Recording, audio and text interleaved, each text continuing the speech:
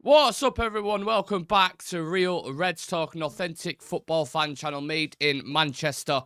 You are tuned in to Pros and Cons, where a show where we nag at the negatives and pick at the positives.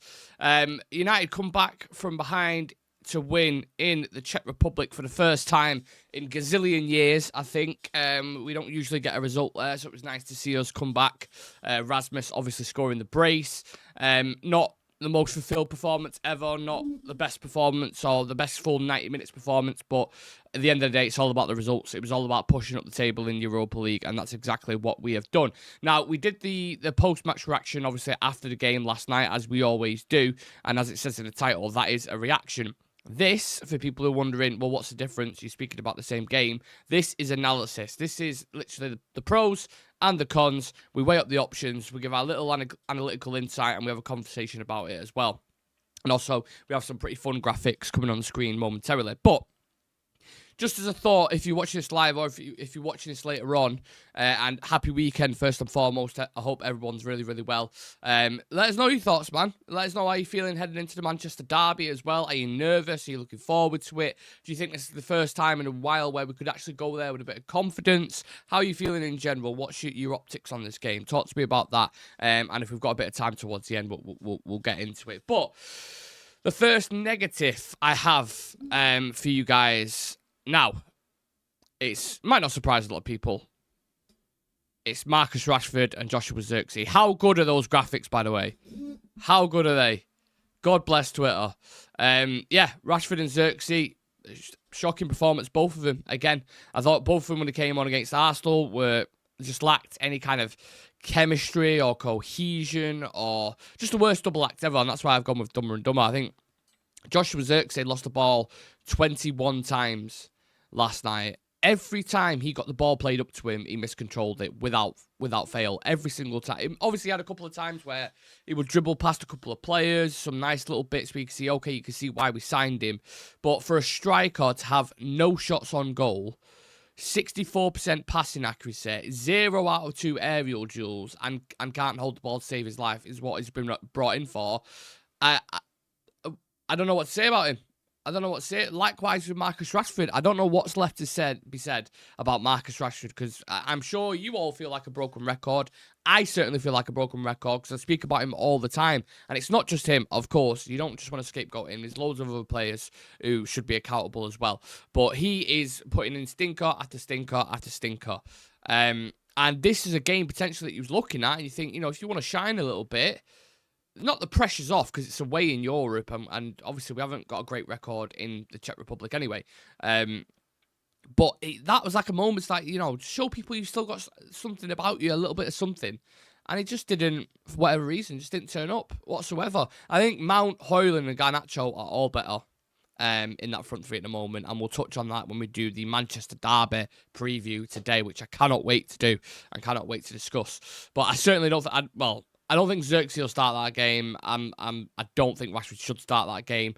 But we know the Rashford's record in Manchester derbies. Obviously, he scored last year. He scored at Old Trafford against him in Ten Hag's first season. So that narrative will be there, but we'll see what happens with that. We'll save that for the preview. Onana, butterfingers, mistakes, not concentrating. I don't know where you want to go with this one. But yeah, obviously the one against Forest with Gibbs White was just completely unacceptable for any. If you do that in Sunday League, you'd be getting pelters. This is a goalkeeper who is number 1 for Manchester United. Letting that one in against Forest was inexcusable and just frustrated the life out of me. But then trying to play it out to De Ligt when the pass isn't on, you just need to go long. And I know these keepers nowadays and defenders are encouraged to be risky. But when you have to have the tactical intelligence and the foresight to see what's in front of you, the big picture. You should never be playing that pass to De Ligt. You should have that's what I'm saying. Like, you should have the blinkers on to see he's good. There was people very close to him just pressing intercept. And De Ligt isn't the most press-resistant player anyway. It's different with Lisandro Martinez. You might get away with it, but with De Ligt, I don't know why he played that pass there. And I'm praying to God that Onana does not have another episode like he had last season where it was week in, week out. you couldn't trust him. You knew a mistake was coming, whether it was Brentford, whether it was Bayern Munich in the Champions League, whether it was Galatasaray, whether it was, I can't remember. He made loads of mistakes. He made absolutely loads. So I'm just praying, especially going into a Manchester derby, if you've got a tight game and it's pretty competitive and you feel like you can get something out of it, and then your keeper goes, hold on a minute, and then just throws it to someone and they score, it's like, all your hard work goes down the shit pan then. And also, not just that, it makes the defence extremely nervous when you have a keeper who's unstable behind you. We saw that because they don't trust him. And you have to have trust in a team. You have to. So let's just hope it's a small patch and it doesn't happen again, because I have forgiven for last year, but I will not forget. I won't forget. So fingers crossed it's just a small patch for now. Next up on the negatives. Bruno and Cass, in my opinion, do not work together. To be honest, I don't know why I went with this picture. It looks like they're having a bit of a gay dance-off or something. Not that there's anything wrong with that. I mean, you know, each to their own. They might like each other in that way. I don't know. But I'm just saying it looks like a scene from American Pie, you know, when Stifler's doing all that. It looks like that. But anyway, this partnership, not a fan. I don't think they complement each other. The majority of times I watched him, I didn't like him in the three anyway, under Ten Hag, when it was like Eriksen, Casemiro and Bruno. That dynamic didn't work. And this dynamic purely doesn't work. I think there's a positional disconnect between both of them, mainly due to Bruno Fernandes wanting to advance more and that just being in his nature and wanting to get involved. I think Casemiro's mobility is an issue. Obviously, he lacks pace at the age he's at and agility to cover certain distances and get into important areas so we don't get exposed as easily. But that's been a flaw with Casemiro for a bit. You know, like I said, it's only going to get worse as he gets older. And also the pressing dynamic. Amarin's system requires a very fluid press, and having these two together in that press, not for me. Not for me, people. I'm sorry. People might disagree. People might like it. People might like the experience of both Fernandes and Cass. I'm not a fan. Genuinely, guys, I'm really, really not a fan, but let me know your thoughts. Lumen saying Onana will be tested from long range and will get constant pressure. He will, and City will target him. For sure, especially on corners. Haaland will be pushing him about. They will target him this Sunday. And that's what the Viktoria Plzen coach said yesterday. We purposely targeted Onana because we know we could be shaky in moments like that. So coaches know this. They're not stupid. On to the positives, people. On to the positives. This is the good stuff. Ruthless Rasmus. Ruthless Rasmus. In Europe alone, 10 goals in 12 games. 10 goals in 12 games, really, really impressive. 2 goals in 36 minutes last night. Obviously, I think he scored 2 against Bodo Glimt as well. The second goal, especially for me, really, really impressive. He's taking it on the half bounce. The ground's a bit bobbly. First touch was really, really good. And then the half volley right in the corner. You can't really ask much more from a striker. And he touched on this, saying that he saw Bruno do it with Martial. So he was ready. And that's just doing your studying. That's doing your learning and being aware, which is, you know, that's what you need from a striker. I think Rasmus is starting to acclimatise to this system now and get used to it. I know we touched on he played a similar system at Atalanta under Gasperini, I believe it would have been. So it suits him. It does suit him. He's still raw. He's still got loads of things that he needs to work on. Still things that I don't like in his game. But ultimately, he's won us the game. He was giving the centre-backs a problem all night, and he asked different questions when he did come on. And certainly did a lot better than Rashford and Joshua Zirkzee. So, again, he's giving the manager food for thought heading into this derby. I think he definitely needs to start in that game, and I'd be surprised if he didn't. I'd be really, really surprised. But then he scored 2 against Bodo. I didn't start the next game after that. So who knows with Amarin in a minute. Another person I want to talk about who I think should probably start, and you're probably thinking, why is he a Tasmanian devil on the screen? Mason Mount has to start.